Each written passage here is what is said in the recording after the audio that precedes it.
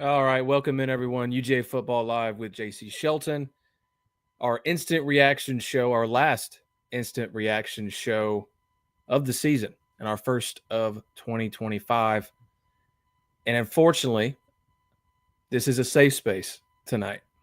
Georgia falls to Notre Dame in the Sugar Bowl 23-10. Caps off the craziest Georgia season that I've ever covered. You had trailed in 9 games. You had posted comebacks in 7 of those games, including 2 overtimes. And you have the game today, which there was a chance for 90% of the second half for Georgia to erase a 13-point deficit. There's a lot of takeaways you could have here, but I think I'll give my flowers to Notre Dame. They dealt with a lot of injuries, and on the defensive front as well. They already came in with, I think he was an All-American, but I know he was a team captain and their leader, defensive lineman in Mills. He was out of this game. And then you lose another one during the game. And still, without that depth, you're able to create a pass rush using your speed around the bigger Georgia tackles. Monroe Freeling had a game he'd like to forget, especially. Allows 2 sacks. One of them was a fumble. You do some shuffling around with Xavier Truss, who ended the game on the sidelines, the last game of his career. That was surprising to see the Georgia offensive line struggle as much because I think they played really well against Texas when they needed to, with Gunnar Stockton coming in the second half. They didn't step up, right? And after the majority of the first half where Georgia receivers I thought played well, Dylan Bell drops one. There's another drop in there. They didn't play up to par. I think Dominic Levitt was the other. And when you have an inexperienced quarterback like that and a redshirt and sophomore and Gunnar Stockton making his first career start, we heard all about it. And you have to play better everywhere, right? So Trevor Etienne losing a fumble, I think per the broadcast, it was like 340 around those carries before he had fumbled, which I didn't know previously. So, just kind of banking on that being correct. But, that's uncharacteristic to say the least, right? So you can't do that in a game like this. And, if you listen to this show in our preview with me and Artie Lynch yesterday, then you heard me talk about how in a game like this where points are going to be a premium, that those mistakes are compounded, and especially in a game like this with so much on the line, there always are, but in a low-scoring game like this, which in the first half obviously was, right? And then Notre Dame scores a touchdown and field goal in 11 seconds because of your mistakes, and you just can't overcome that. And I told you, as a Georgia fan, you would love seeing the Bulldogs up at any point in this game. First quarter, I don't care, by 10 points. I thought that would be a perfect scenario for Georgia fans to feel a little comfortable and how this one would end up. And unfortunately, you find yourself on the other side.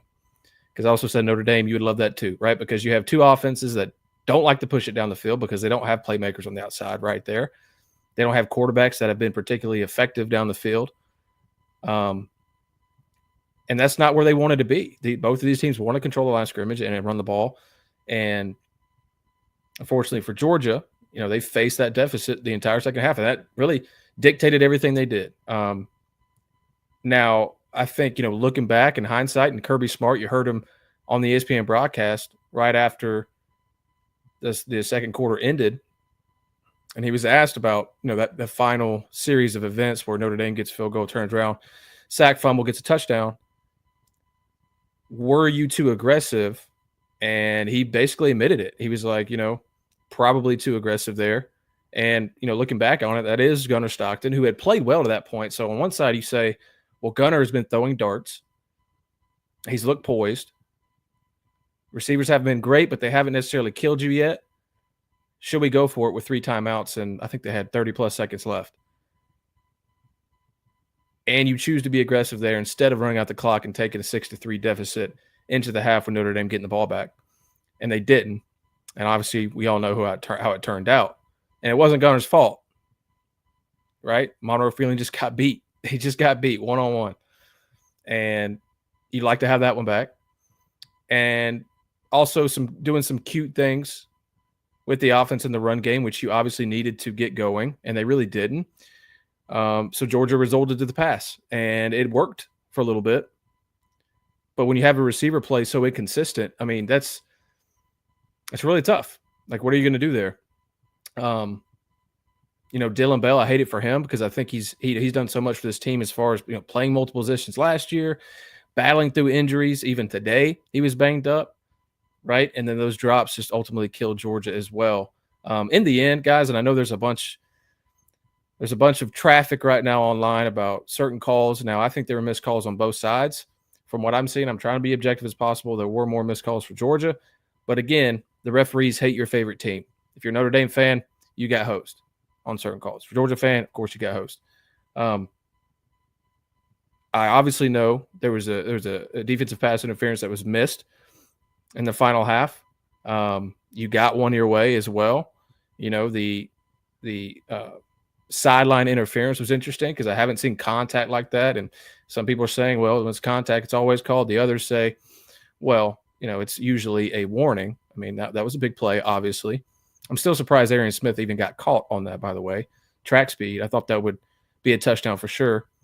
And then what looks to be a really good coaching move by Marcus Freeman there when Notre Dame needed to run out the clock and really squash any chance at Georgia coming back there. And he decides to sub the entire offense. Georgia obviously gets a chance to sub there. Now there's a receiver at the bottom of your screen. If you go back and look at it, I think I tweeted it, number 24. He flinches. So that's offsides, right? Or false start. And the ultimately called Georgia for the offsides with Jalen Walker and Warren Brinson both jumping. Now, in what world as a defender, and especially at this level of college football, and that is a senior and a junior, by the way. What world are they going to run that play? Think of down and distance. Think of the situation they're in, and you're not supposed to jump. Like, that is the one thing you cannot do, and that's what they ultimately did. So if you bank on the officials getting it right, it's never going to work out in your favor, right? And if it does, it's going to be very rarely, right? So that doesn't make up for your mistake. That's the way I look at it, at least. I do think I love what I saw from Gunnar Stockton. I really do. Gunnar impressed me, man. He was just absolute heat on his throws. Flat, accurate for most of the game. I know he had one there in the end zone to Lawson Lucky that he would love to have back, just too high on that one. But I think for the most of the game, he played the way you would want him to play, maybe even a little better. Because he think about that second half at Texas. Those were 71 yards in an entire half. And then today he goes 20 of 32 for 234 and a touchdown. And I know George was putting it through the air in the second half because they had to.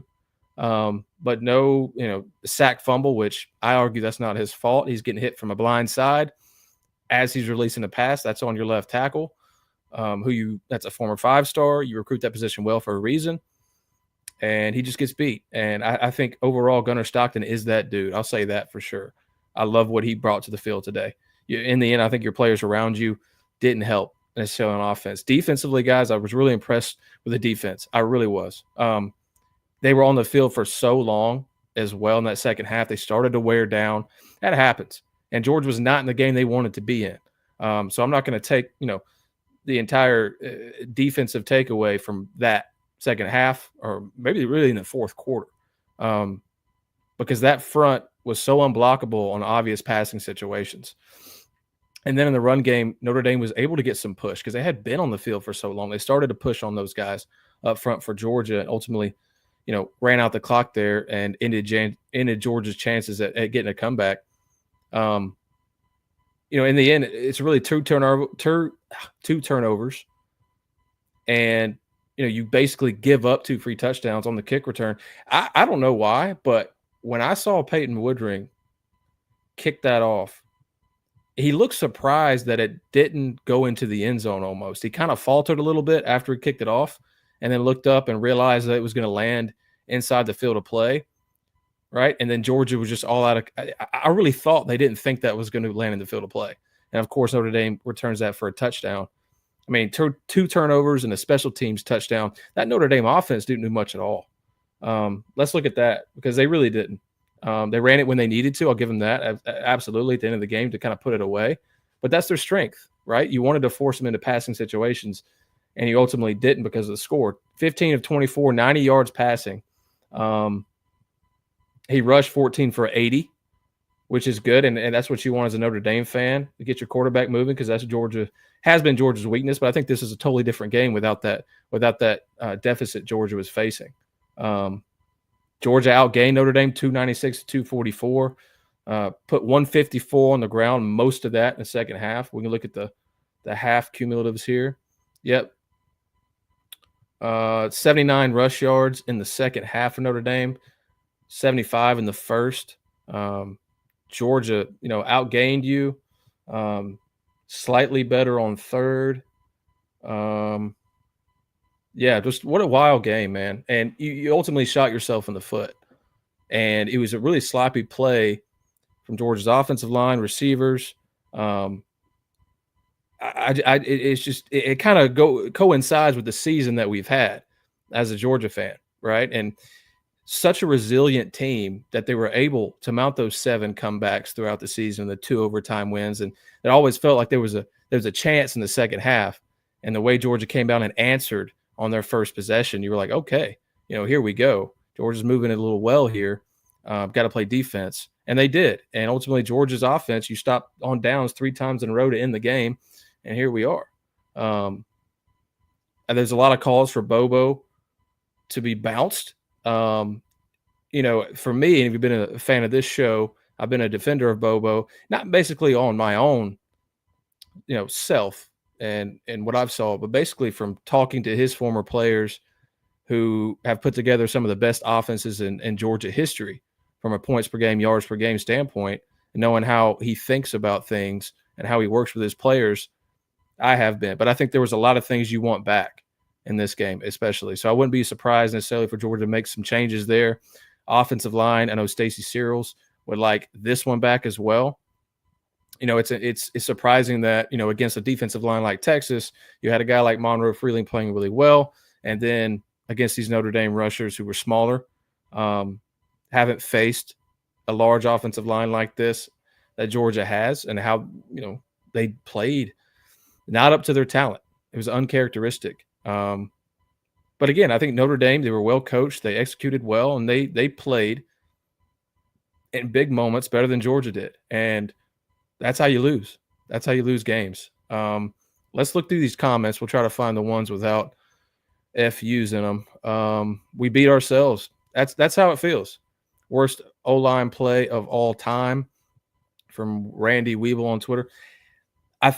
It was an odd game, right? And Georgia kind of abandoned the run game once they find out that Gunner was playing well and he was seeing the field well. Again, no interceptions today, even in those moments where he had to make plays.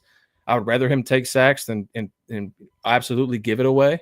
I think that's pretty consistent approach to things. And the offensive line in the end, and you had guys like Xavier Truss, who's played 5 seasons. I think Tate Ratledge played well. Jared Wilson, they were playing well on the inside there. But again, at tackle, what are you doing?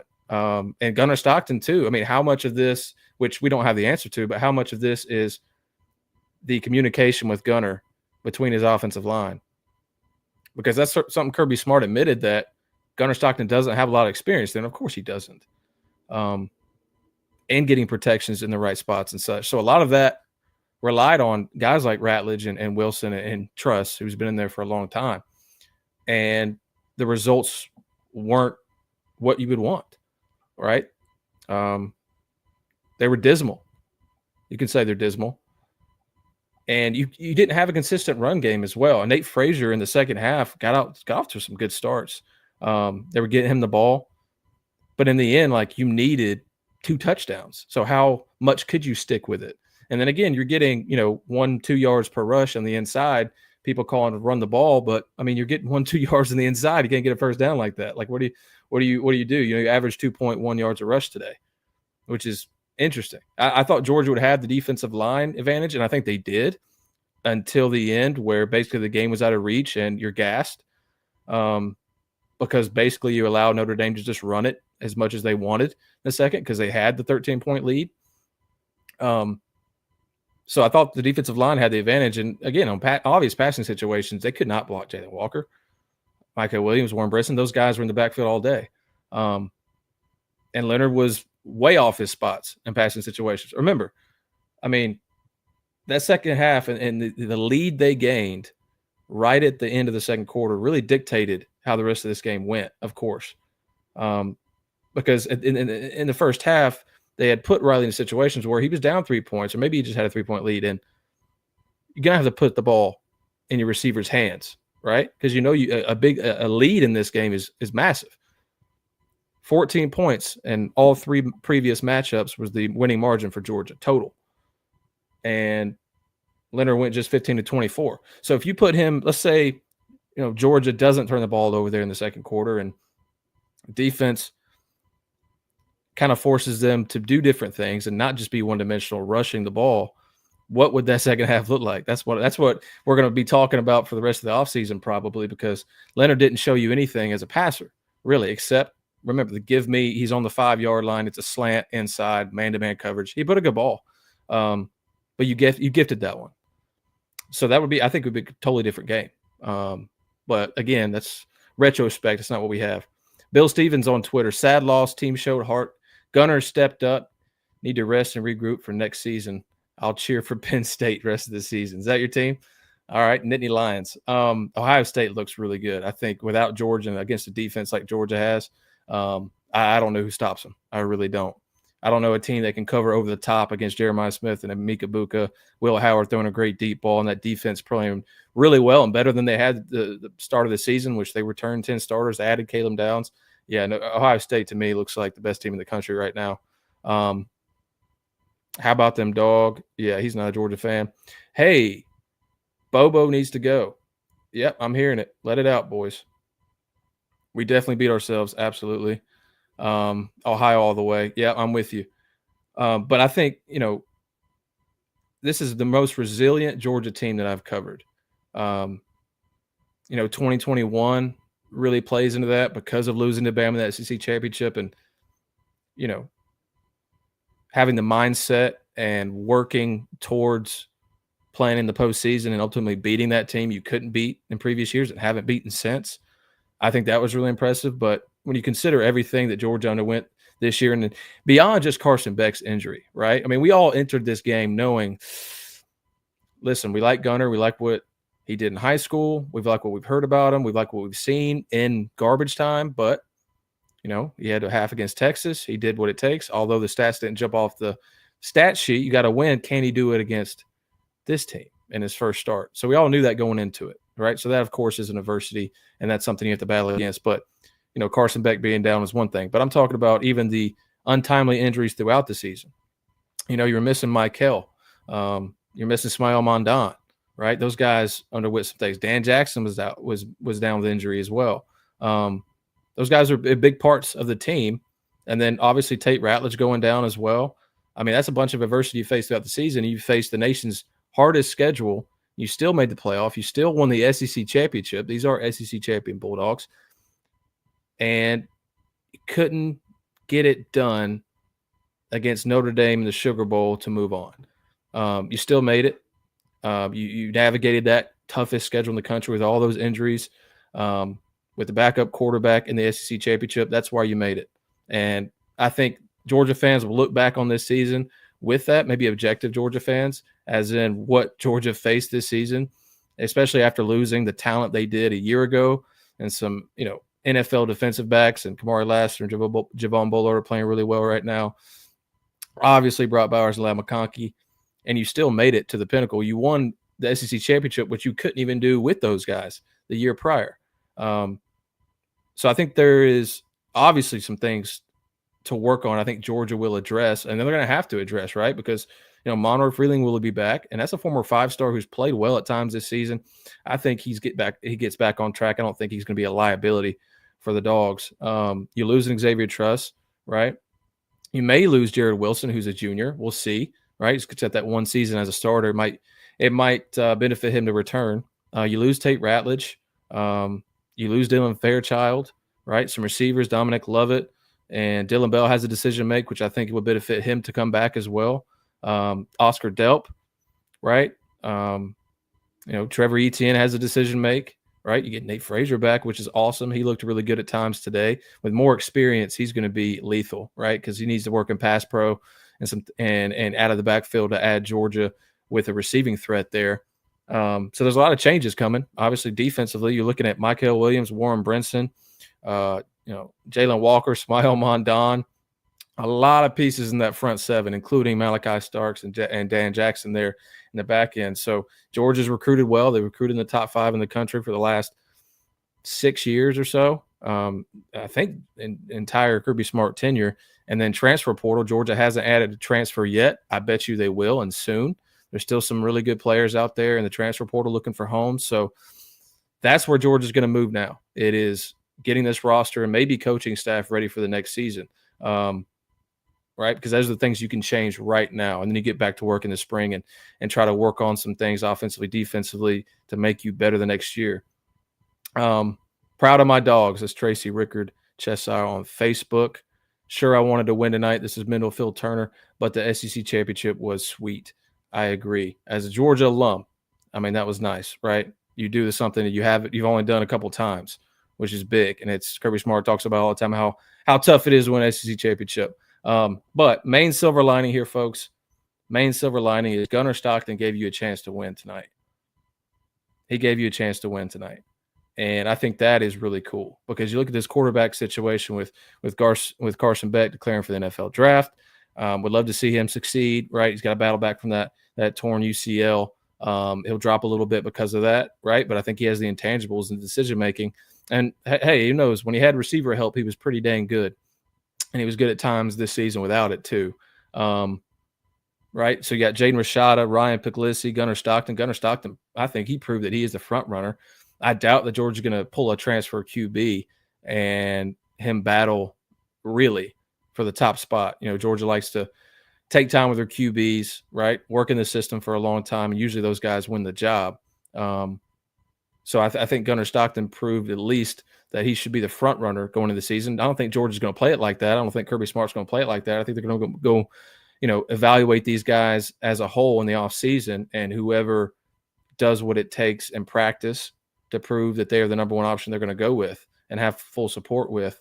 And I like Gunnar being that guy. Now, receivers, I would fully expect, and honestly, I'd probably bet a little bit of fun coupons on this that Georgia's going to grab some transfer portal receivers. Zachariah Branch, he's my favorite. One of the top playmakers in college football, freshman All-American, can kick return, he has rushing touchdowns. He's just an explosive playmaker. He's still in the portal. He took a visit to Georgia, but he's also visiting some other big NIL programs that like to shell it out. So we'll see. But I would bet money that Georgia takes at least one, maybe more receivers out of the transfer portal. Also, they have a really good, talented, perhaps the most talented receiving group coming out of the high school ranks in Kirby Smart's tenure with Talon Taylor, C.J. Wiley, Landon Rolden, those guys. Nitro Tuggle deciding to come back after attempting that portal for a little bit, I think is big. Got some talent, got to give them more experience, right? I would like to see these freshman receivers get some more chances in game because you're missing playmakers. I think that was really the critical thing. Even tonight, guys, when Gunnar Stockton was playing well, and yeah, your offensive line was shaky, but if you get the balls in the hands of playmakers, good things happen. And Georgia's had that in the past. They had that in the national championship runs. Didn't have that this year. And last year, they were, injuries there, right? Brock and Ladd, those guys were hobbling around the Mercedes-Benz field in the SEC championship against Bama. And then this season, the drop issues, the creating space, right? Arian Smith created some space. Dominic Lovett, he could be that guy at times. But other than that, space was hard to come by, right? So a lot of back shoulders, a lot of just basically schematic working you open plays instead of man-on-man, hey, go beat that guy. Also, that reminds me, Colby Young might be back next year. I know he spent some seasons in the community college ranks, the JUCO ranks, and then the new ruling from the NCAA might grant him another season. And with his court case being dropped, I would expect him to be back if he so chooses. So that could be a big addition because he was coming on strong early in the season before that incident happened. So a lot of positives there. I think Georgia, as far as getting those guys up to speed, is going to be obviously the challenge, right? And you think about that schedule you face next season, right? I'm going to go ahead and pull it up here. Obviously, we know the SEC schedule is going to be the same, just home field swapped. So you got Texas, you got Bama, you got Ole Miss at home, you got Tennessee on the road, right? But you got some workup games, some cupcake games here in the first part of the season. You got Marshall, Austin P. As many receivers, offensive talent, and defensive guys in the front seven you can get in there and get work. That's what we want to see, obviously. And then you got at Tennessee there in week 3.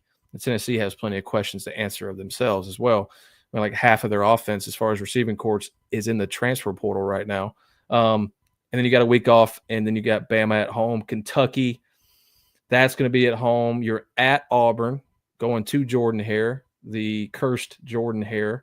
Ole Miss at home there in October. You're off. You play Florida, Mississippi State. Texas is a later game this season. That's November 15th. And you got Charlotte, and then you got Georgia Tech, a rising Georgia Tech team. So, basically the same schedule. You don't have a Clemson open this season, so not as difficult from that standpoint. And you got these teams at home, which is really big. Georgia does not lose in Athens, as we so know. So I think things set up, at least from a scheduling perspective, better for you next year. Now it's about roster management and dealing with this transfer portal. Guys, this is the most chaotic time in college football, so it's no easy task. But Georgia, you recruit really well from the high school ranks. You develop those guys. That's the key thing. And you've got some really, really talented defensive linemen from last year's class that are waiting for their turn.